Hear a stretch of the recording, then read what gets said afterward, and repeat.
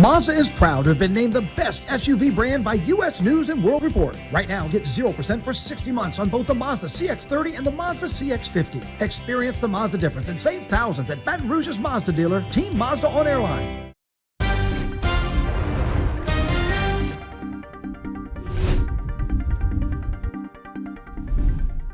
Hi, everyone. Thank you for joining us for 9 News Now. I'm Tisha Powell. In just the last few minutes, Baton Rouge police wrapped up a press conference addressing the violent weekend in the city. Baton Rouge police are investigating 4 separate shootings spanning from Saturday to Sunday. A total of 2 people were killed and 3 other victims are fighting to recover from their injuries. We're told these shootings were targeted and not random. And we've learned a few new details about what led to the shooting along Winbourne Avenue. We know 2 people were shot. One of them is in critical condition.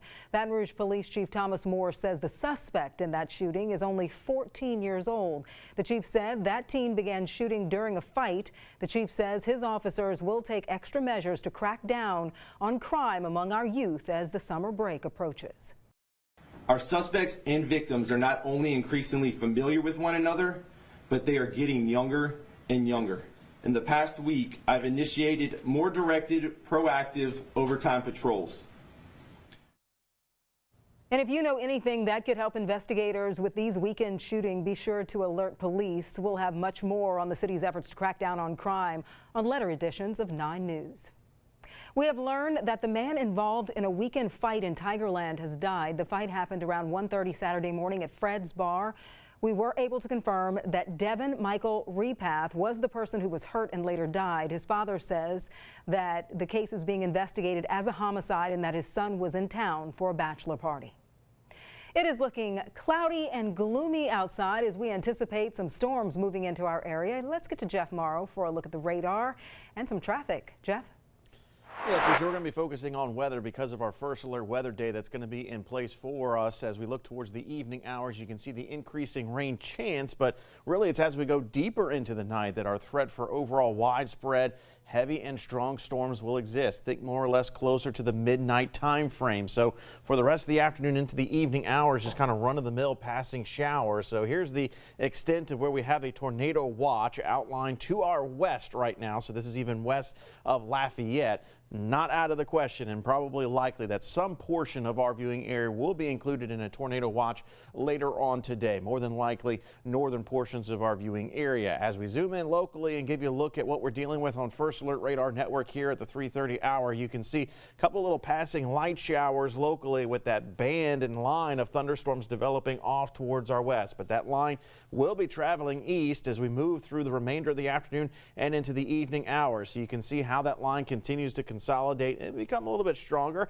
as it approaches our viewing area and maybe right over top of Baton Rouge just prior or right along midnight. So really into the overnight hours, as many of you are heading to bed or are already in bed, have a way of being alerted in case a warning is issued and you need to seek safe shelter. You'll notice as we go towards 2-3 o'clock, things beginning to progress to the east of Baton Rouge and starting to settle down in terms of the atmosphere. And by the time we get towards daybreak on Tuesday, that's when things will ultimately begin to settle down. So let's talk about the impacts in the timeline. Again, around 7 p.m.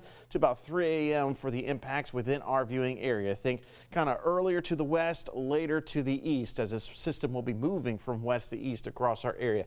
Isolated tornadoes and damaging wind gusts are the primary concerns, probably 1A being damaging wind, 1B being isolated tornadoes. But the concern with the tornado threat is could see some long-lived and strong tornadoes, EF2 or powerful. Power outages are also going to be a problem, so make sure to have a secondary way of being alerted in case your power does go out. So we're dealing with this elevated severe weather threat, and again, a tornado watch is likely to be issued for our area at some point later on today. So a lot to keep track of as we head into the evening and overnight tonight. Of course, we'll do it right here for you at WAFB.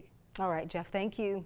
And you'll want to download our free First Alert Weather app. Make sure you have those push notifications on so you can stay alert on the latest forecast from our weather team. You will also have access to the live and interactive radar that follows you wherever you go. And take a good look at these photos. West Baton Rouge deputies are trying to identify these people after thefts at 2 different Walmarts. Deputies say a man tried to steal items from a Walmart in Baton Rouge. Later that same day, the same guy was seen at a Walmart in Port Allen and stole some items there. He was wearing a black Reebok hoodie and gray joggers. Deputies say he drove away in a black Ford Fusion. If you have seen him, call Crime Stoppers. And remember, our 9 News app is a great way to keep up with things going on in the area. If you don't already have it, make sure you download the 9 News app. I'm Tisha Powell. Thanks for watching, and be sure to join us again for 9 News at 4 in 25 minutes.